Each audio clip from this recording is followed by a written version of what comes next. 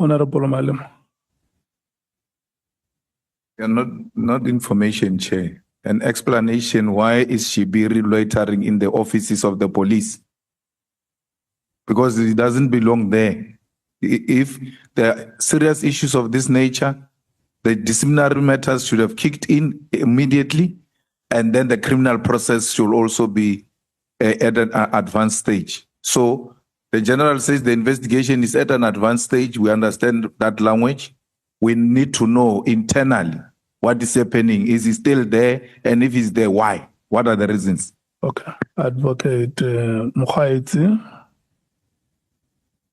are we ready to resume our business? Yes, Chair, we are ready. Mdunga, good afternoon. Good afternoon, Honorable Chair. May we please resume? Yes, sir. Okay.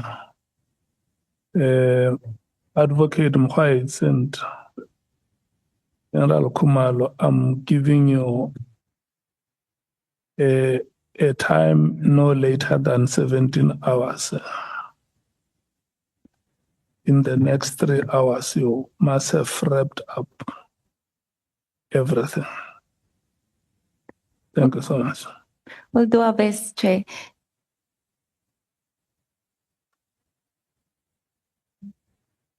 General Khumalo, before we took a break, we've indicated that we left off at events leading to the GCI operations and further evidence of infiltration, which is dealt with in paragraph 92 to 125 of your statement.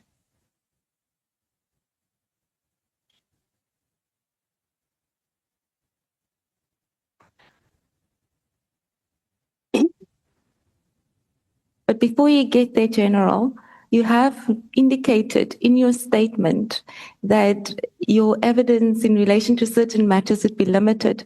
And I'd just like to take you to paragraph 7.1.1 of your statement so that you could maybe just read that and explain in relation to the manner in which your evidence is drafted, why that is so, and why you're not in a position to put everything in your statement.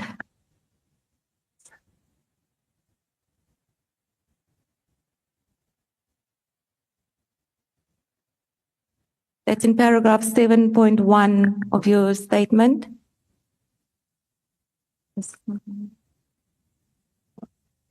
Thank you, Honorable Chair, Honorable Members.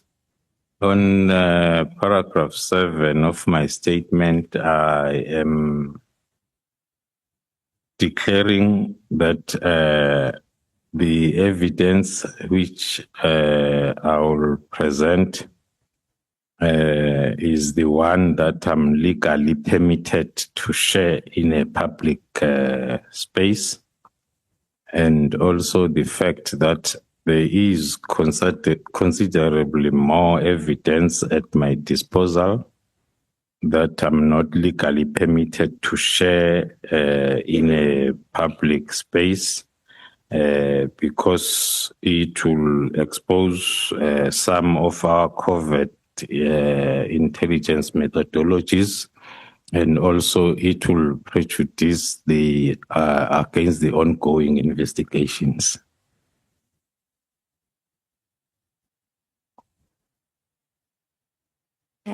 I think we can now proceed to paragraph 92, where we will request you to briefly describe your... Just a moment, Advocate Mkhites, Honorable Sangwan. Thank you very much, Chair. I think before we proceed on this point, I don't know whether we're looking for assurance from the evidence leaders, Chair, or the witness on the implication of this disclosure on the work of the committee. At this point in time, we have no sense of what sort of information is not being shared with us, and we wouldn't want a situation where we're glossing over issues and it's a whitewash. So given the terms of reference which the general would have been acquainted with, the information that you are withholding, can I get a sense of how pertinent it is to Parliament getting to proper conclusions?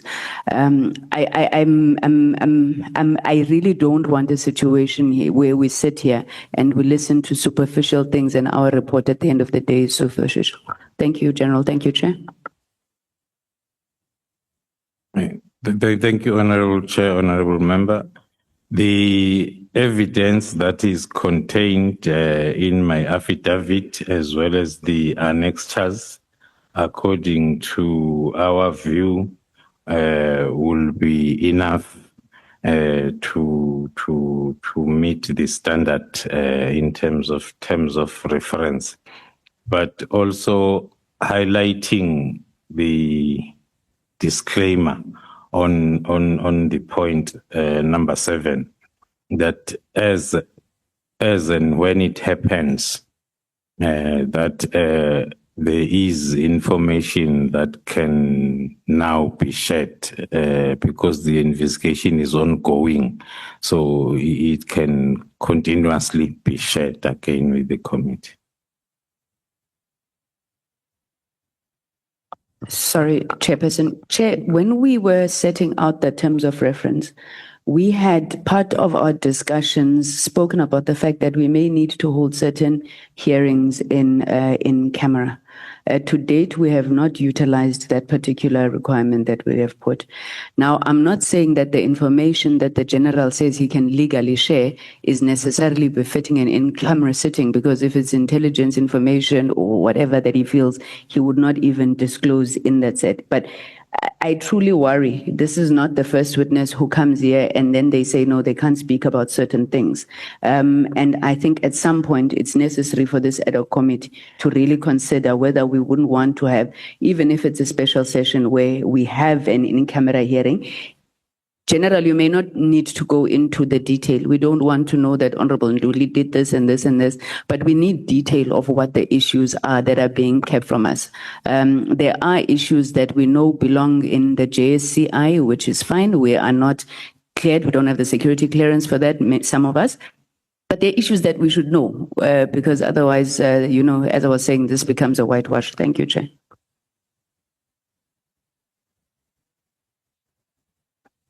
Thank you, Honorable Chair. We can still assure the committee that part of the information that we might not be in a position to share is the one that talks to covert intelligence methodologies. And then in terms of the investigation, it's only the part that is not finalized yet. But then in terms of the whole scenario, the information that we had packaged and annexed, we can share. Thank you, Chair. Okay, so we will then proceed to paragraph 92 of your statement, General Khumalo. I know during consultation you've indicated that before you take us through the evidence, you'd just like to give a brief description of what Gauteng counterintelligence operation was about and how it subsequently led to the discovery of the infiltration. So if you could just start off by giving a brief description of Gauteng counterintelligence operation that was undertaken. Thank you, Honorable Chair. On paragraph 92, I'm indicating that the infiltration of criminals of the criminal justice system became quite clear to me through my work as head of crime intelligence, not as a project leader of PKTT. There was an operation or investigation conducted by Gauteng Organized Crime Unit, which was a normal investigation of a murder of Mr. Aman Swart, an engineer in Vereeniging, and we were not aware of that investigation. It was just their investigation. But then, because of if I go to next page, paragraph 96, where we are reflecting on the letter that was written by the senior state prosecutor, addressed to the provincial commissioner of Gauteng, the deputy provincial commissioner, as well as the deputy national commissioner and the national commissioner. On that letter, the prosecutor was highlighting the threats that the investigation itself, as well as the investigating officers, were facing, mainly because initially it was mainly because one of the accused was a former warrant officer in the SAPS, and who was identified as an organizer of hits within this organized crime syndicate. And then the prosecutor went on to explain the other challenges other than the threats against the investigating officers. In paragraph 100, the prosecutor is raising the issue of the ballistic report, which was excluded whilst it contains crucial information that linked the suspects to a firearm that was used in the murder of Mr. Swart, which is another threat now to the investigation itself, to the evidence. In paragraph 101, we are indicating as to what the prosecutor said in terms of that ballistic report, that the forensic analyst failed to link the AK-47 cartridge cases with the murder weapon that they were found in possession.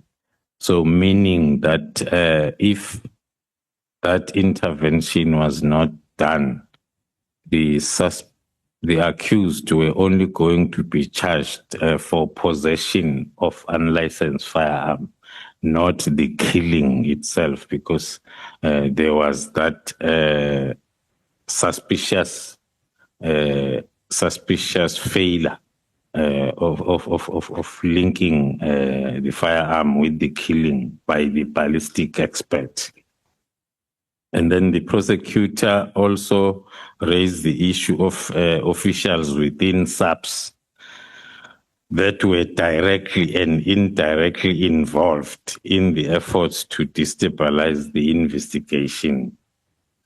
These are the concerns that are shared by the senior state prosecutor who's prosecuting the case, sharing it with the national commissioner and the provincial commissioner.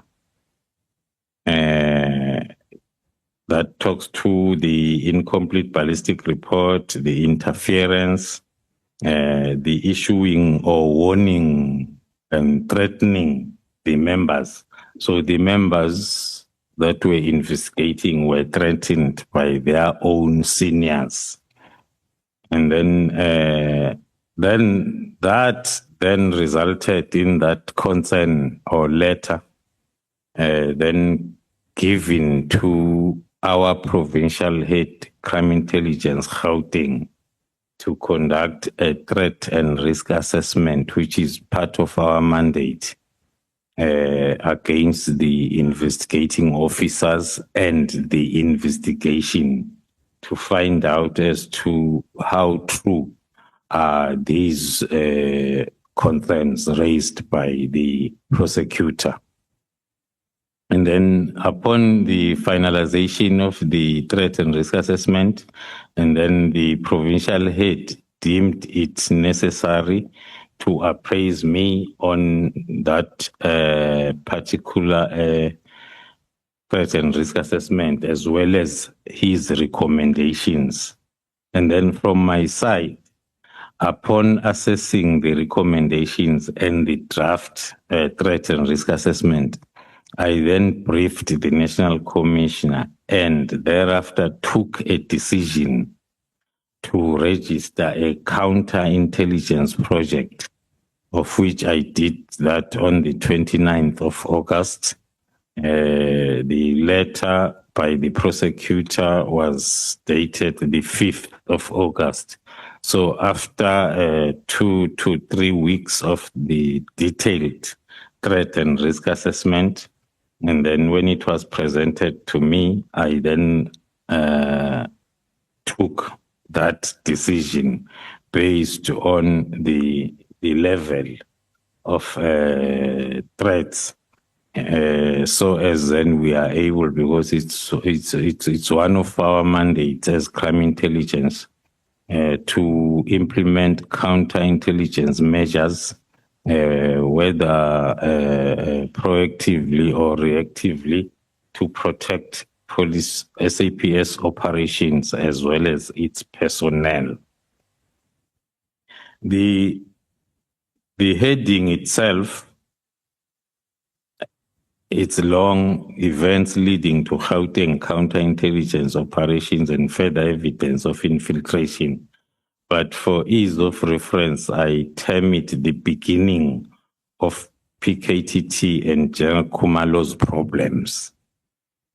I was invited to this problem by that threat and risk assessment and the decision that I took, which then meant that we had to marry the Gauteng organized crime investigation with our counterintelligence investigation into one operation, which then gave birth to Gauteng counterintelligence investigation, the GCI Ops, because it was the combination now of both the investigation as well as counterintelligence measures or investigations.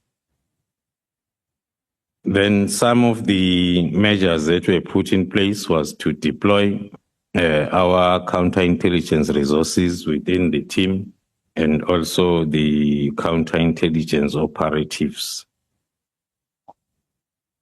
That was because of, firstly, the level of SAPS officials that were involved in this threat. It was evident to me then that, as it's normally the case, once you conduct a threat and risk assessment, you come up with recommendations.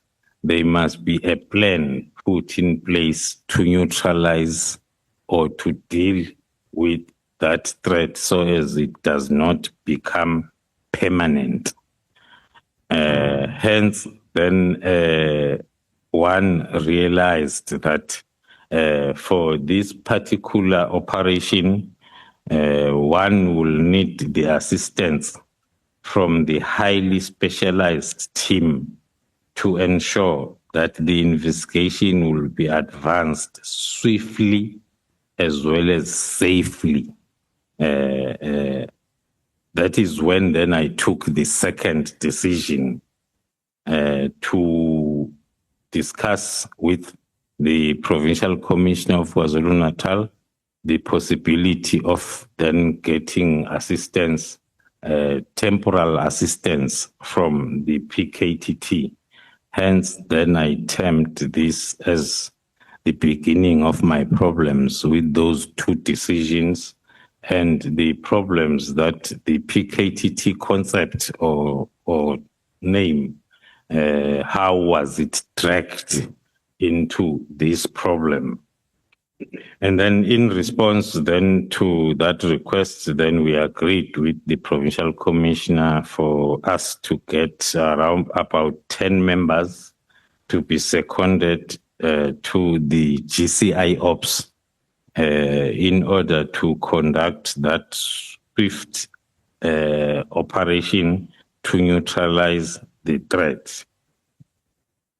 The point that maybe I must stress on paragraph 106, the last sentence that says, although these 10 PKTT members worked on the dockets were not transferred to PKTT. They came to assist for a short period, so as then the threat is neutralized as quickly as possible. Then on the members, 10 members that you requested, I felt it important to include them in my paragraph 107 because they came on board on the 19th of November 2024. I felt it important to list them so as one can continue demonstrating the methodology that is employed in the PKTT. Out of 10 members of PKTT that were requested, there is only one investigating officer. The rest, which is 9, are different experts because we needed that expertise so as then we are able to swiftly deal with the problem. From the ballistic analyst, as the Honorable Committee will recall, one of the issues raised by the senior state prosecutor was the ballistic report. So we had to include the ballistic analyst, the forensic digital analyst, the case of Vereniging Amanswart had a lot of digital forensic work that needed to be done. The call data analyst, the crime scene investigators, 3 of them, because the crime scene of Amanswart was divided into 3 crime scenes. The first scene number 1 was where he was shot.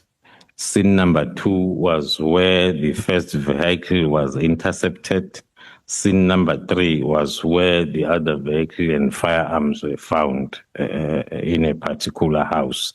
So we had to get those 3 crime scene investigators, and then we had to get an operational analyst and the commander who understands the PKTT methodology, as well as the designated firearm officer who was going to work on also the firearms together with the ballistic analyst. And then, as I've indicated, with 1 investigating officer. From paragraph 108 to 109, maybe read with 107, one is demonstrating the swiftness. The team of experts comes in on the 19th. By the 5th of December, they are in a position, I can safely say they had identified the whole cartel and they were in a position to start the first takedown operation. That is within the space of 3 weeks. Then on paragraph 109, one is introducing then the second assistance. To put it practically clear, the experts came to assist only for between 2 to 3 weeks, and they withdrew because most of the analysis work was done. So the team, the GCI Ops, was now ready to to start with takedown operations. Then for the first takedown operation on the 6th of December, we had to request again the expertise, different expertise now from PKTT in the form of combat members as well as special task force for that particular takedown, which was divided into two. The first one was to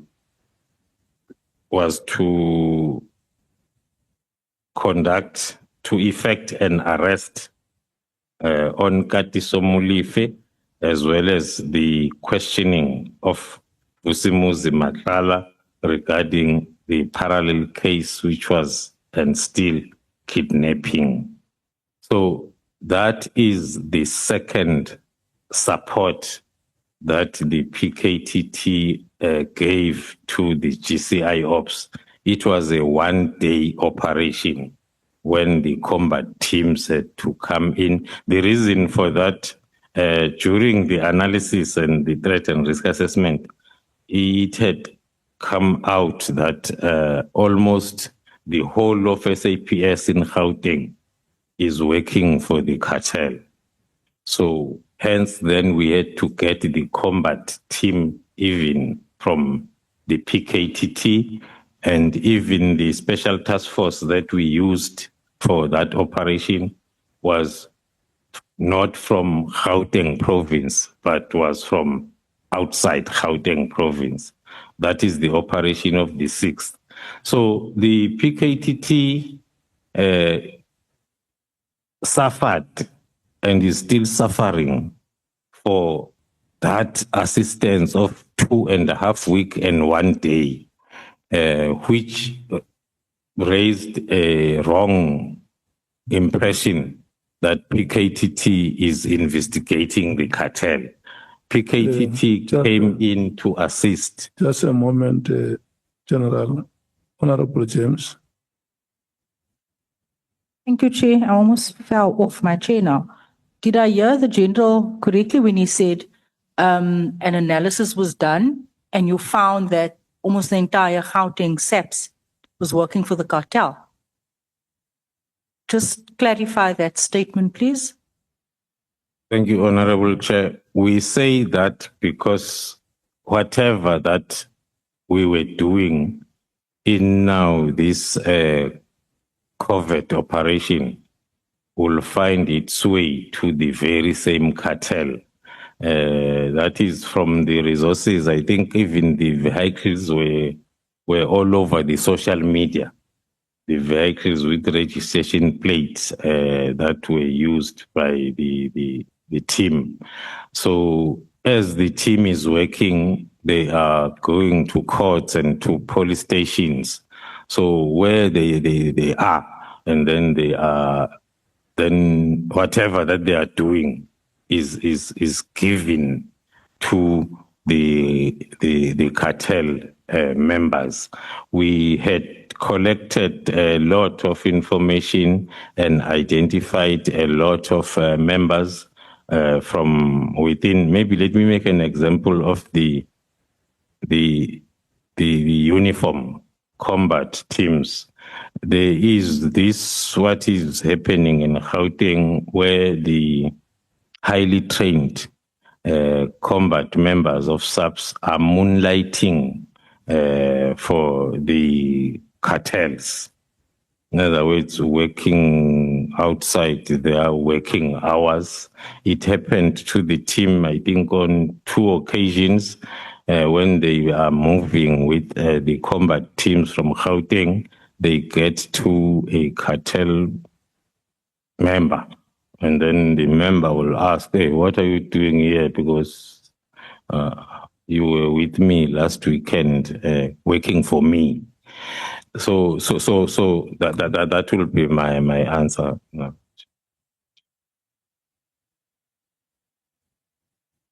Thank you, Chair. I'll get into it when it's question time. Thanks. General Khumalo, and just further on that, speaking about the moonlighting of Let's switch off the microphones. Honorable James. Honorable James, look at me at the same time. Let's.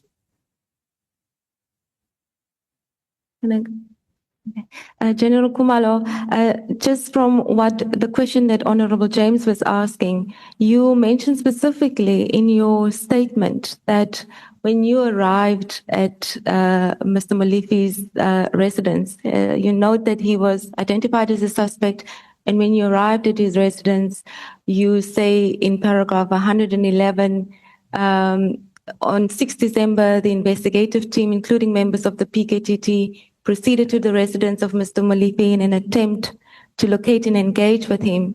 And during the operation, the following suspicious interventions took place. And you proceed to describe certain events that happened at the residence of Mr. Molefi. Could you just briefly explain to us, as you take us through those events, what your perception was of the presence of these members of the Hawks, as you described, and the Metro Police when you arrived at Mr. Ket Molefi's house? Thank you, Honorable Chair. On paragraph 111, 1 and 2, I'm introducing the happenings or the events of the 6th of July, of December, during that 2-in-1 operation, maybe also to back up the point that I tried to raise when Honorable James asked the question. With PKTT, I've heard some people trying to associate us with being violent. That one, I can assure the committee, were the most professional team. Each and every operation is planned thoroughly. So when then we were at the initial phase, which is the surveillance phase of the operation, that is when then we came across a JMPD officer who is part-time working for, according to our information, for Katiso Molefi, Officer Johnny Mokhatle, who was then dispatched by Molefi to come and check this suspicious car, our surveillance car. That was that was part of our phase 1 operation, which is surveillance and monitoring. I'm introducing the second incident during the course of the search. Now, I'm still going to maybe go into details in terms of the JMPD officer. But then during the course of the search, a helicopter was then dispatched to hover on top of the house where the members were working and monitoring, and it was dispatched from the law enforcement again. It's normally dispatched then through the JMPD when or if there are CIT incidents or any other. So that was the second encounter that the team had to deal with. Before then, 2 groups from DPCI arrived at different times to the scene of crime, to the scene where members then were effecting just the arrest.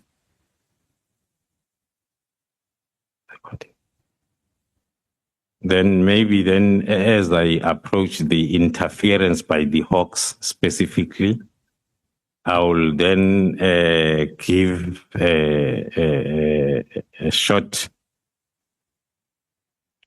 narrative as to what happened.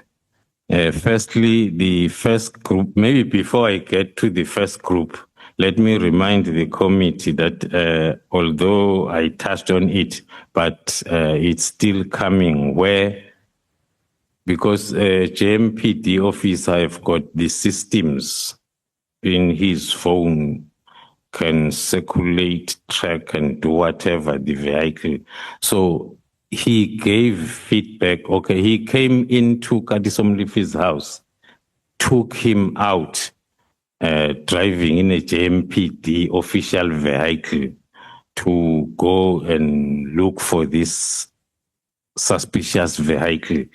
And then he did confirm that this is an SAPS vehicle. So I'm citing that Kadisomlif was aware well in advance that there will be a police operation in his house. And then as then the operation starts, that's when then the first group from DPCI is dispatched by their generals to come and check what's happening. General, I don't want to interrupt, but maybe just on the Metro Police that you've mentioned, I'm not sure if it is clear what you are saying in relation to the involvement and participation. And I'm trying to get to the extent of the participation of the Metro Police. Were they interfering? What did their presence represent in relation to the arrest that was affected? I think we get an explanation that you found these officers there, but I'm trying to understand, were they trying to interfere and prevent the operations from unfolding? Maybe then through you, Honorable Chair, because the first paragraphs I was introducing the two types of interferences. Then my next paragraph talks to the interference by the Hawks, and then the next one from paragraph 1 to 2 talks to the interference by JMPD. That's where I was going to be detailed when it comes to. So the first part I was just introducing those, as I indicated, that that was the beginning of the problems of PKTT and Khumalo. And the most important dates of December that we treasure, and we make sure that in our diaries they are circled, is the 6th of December as well as the 31st of December. That is Khumalo and the PKTT. When their problems started, it was the most difficult takedown operation. So maybe to go back to the support, the only reason why that operation was a success is because of the decision to request the combat teams of PKTT to come and assist on that one-day operation. Because if we did not do that, up until today, Kadisomlif was not going to have been arrested. Because one could realize that the local resources will not stand this pressure or everything that was happening on the 6th. Then summarizing the interference by the Hawks, I'll try to summarize it such that the Honorable Committee is not confused.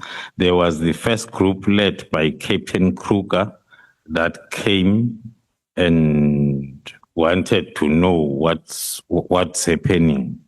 And then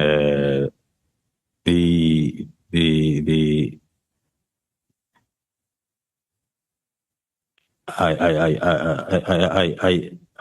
emphasize the professionalism of PKTT, but the professionalism, it includes also the mental strength and fearlessness, because no matter how hard you try to introduce yourself as a VVIP, but you won't be able to do what you want to do. So then there was an engagement with Captain Kruger's team He then also dropped the name of Brigadier Mukwena from DPCI. And after that, the name of a divisional commissioner, Lieutenant General Mboto, as well as the national head himself, as people that had sent them to come and inquire as to what's happening in Katiso Mlife's premises. And then the team, the DPCI team was informed that it's a police operation and then there is nothing wrong. But then they remained there in the site for a long time. But one can safely say then they could not achieve whatever then the objective that might be there. Then the second team of TOMS is a tactical operations management section, like tactical teams, combat team of DPCI. The second team also came and the same thing happened.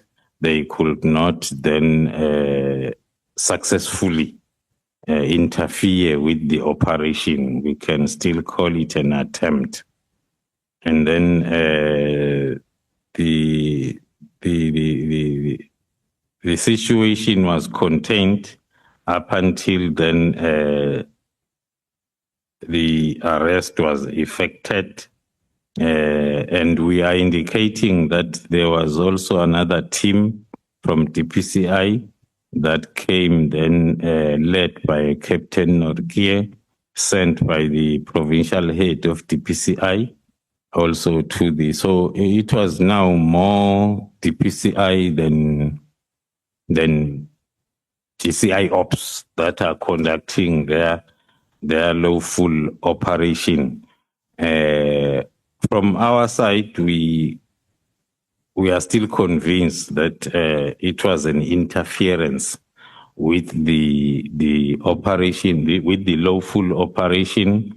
And if we are in a situation where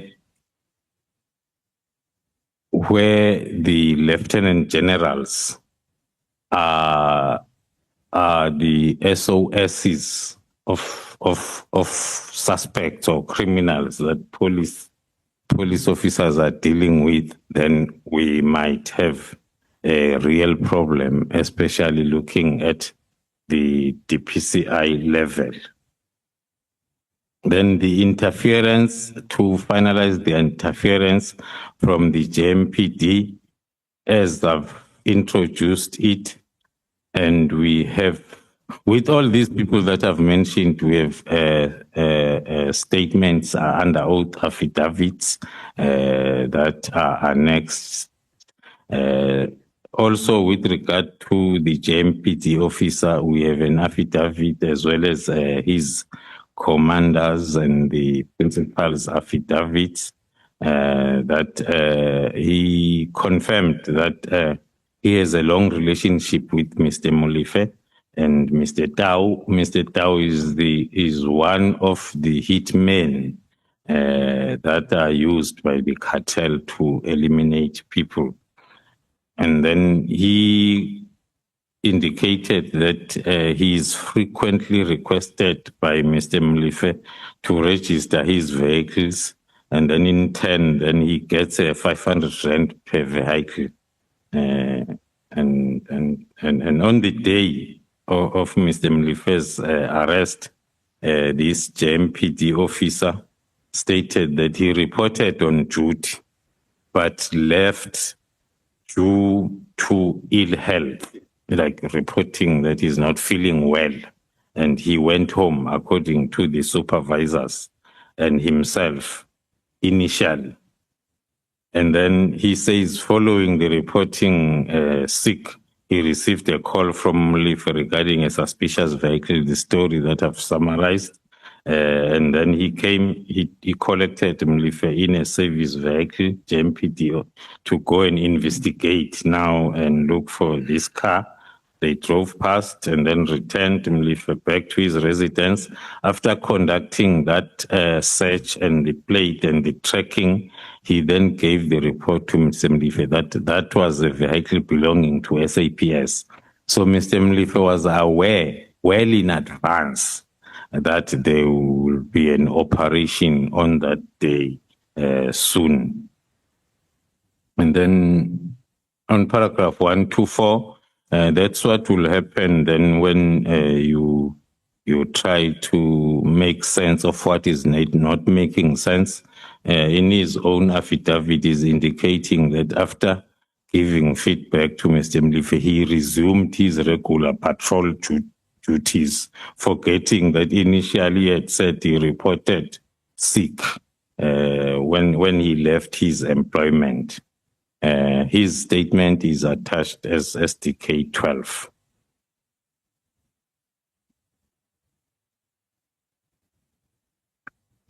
Thank you. Where is this official, General? The official that you make reference to in that paragraph? The last time we checked, because we are continuing with our interference or obstruction case investigation, the last time we heard that he was suspended or removed from the station where he was working, where it was possible for him to work for the cartel in terms of utilizing the police systems as well as being the advanced team. That is, there is somewhere where I spoke of the importance of having the criminal justice system within the cartel, that you are in an advantageous space because you are informed in advance of the police operation that is coming. No matter how discreet our operation of the 6th was, but when I get to the second part, I'll reflect again as to when the team got there. They were told and shown evidence that we know where you were staging, and I was expecting you here, and I was told by warrant officer so and so.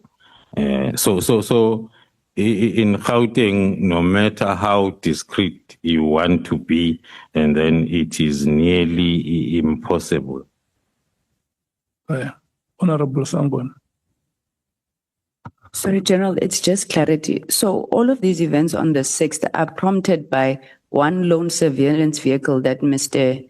Molefe sees out of his house. And secondly, to the best of your knowledge, this man was not under investigation by DCPI. And finally, the operation happens the same day, so he's arrested and they're still there while you are carrying out the operation to arrest him. Yes, according to our information, there was no investigation by DPCI, but then the teams stayed there for as much as possible until one will think that until then they realize that the team is done now with the search and they are moving with him, taking him to the sites. Honorable Sokanye.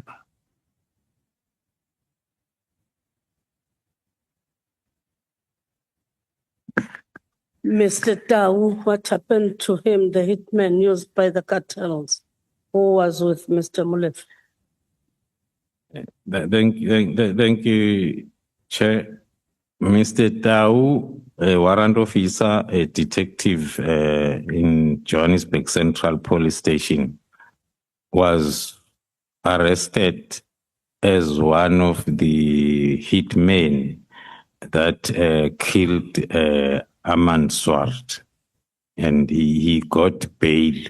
So when the SPP was sharing her concerns was when Tau was on bail, and then that's when then the threat levels increased against the investigating officers because they are colleagues, they are working in the same place.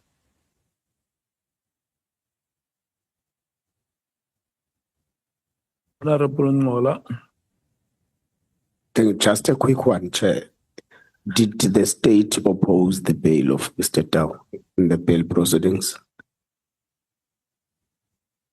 Thank you, Chair. The state did oppose the bail successfully so. And Mr. Tau, warrant officer by then, was then remanded in custody. But then mysteriously, he appealed for that bail, and also that is when then the senior officers will approach, senior officers now in Gauteng will approach these investigating officers to say you must not oppose the bail appeal of Tau, such that before the appeal day, they were told that he's going to get out. They went there, they opposed bail, but they failed. But the writing was on the wall that everything is arranged.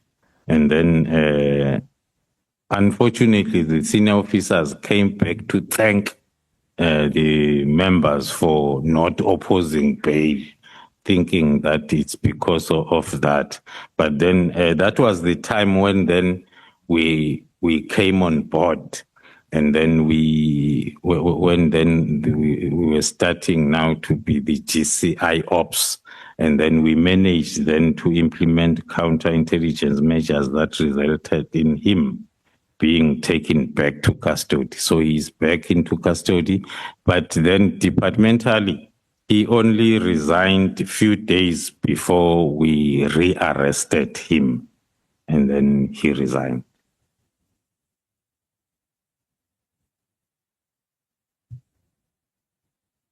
Honorable Matthews. Thank you, Chair. Just a question of clarity. Lieutenant General Khumalo, you say everything was arranged. What do you mean that everything, you said that everything was arranged in terms of the bail when he appealed the bail application. So who was involved in arranging? Because, General, we really need names. Otherwise, we're just talking in the air and we're just sitting here and it's going to be like you're giving us a lecture on what's going on behind the scenes, but we do need names. So you said everything was arranged when he was appealing bail and it was a known thing that he was going to get it. So speak to us about how it was arranged and according to you, who was involved in that. Thank you. Thank you, Honorable Chair. It started with the request via, there is a member, I might not have particulars here, but there is a member who was part of the team who was then sent to talk to the team that there is this request that you guys don't oppose bail. The arrangement came from a senior officer, a brigadier, a general, Shibiri, who is the head of organized crime at head office, who called the members and told them that whilst they are preparing for bail opposition, that there are 3 envelopes that are in place. One is for you detectives, one is for a prosecutor, one is for the magistrate. So for that bail to be, so we have sworn affidavits to that, if I can mention some few names narrating the pre-arrangement of that bail. And it was indeed successful, besides the opposition that was put at court.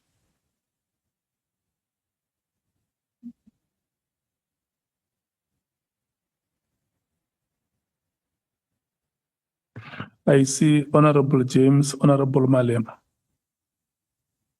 Thank you, Chair.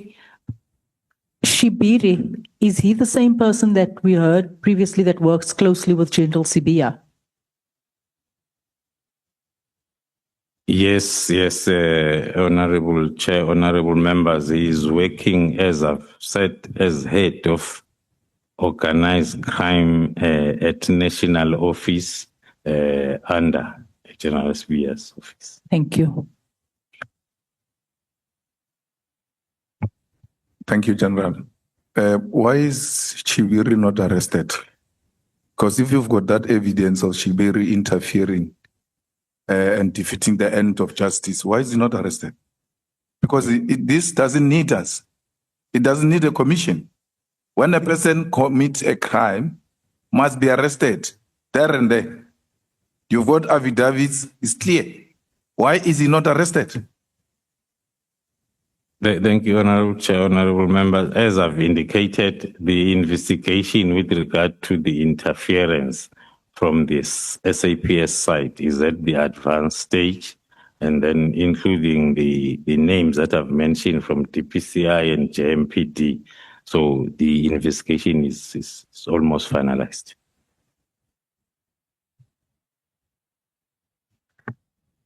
The South African public wants to know the people who do this investigation, the authorities that are being reported to. Do they have this information? Okay, or maybe to put the question different, is Shibiri on suspension? Currently, according to my information, he was moved out of the organized crime environment. I'll have to check if then the suspension process has been finalized. You are not sure if he's on suspension or not? I'm not sure.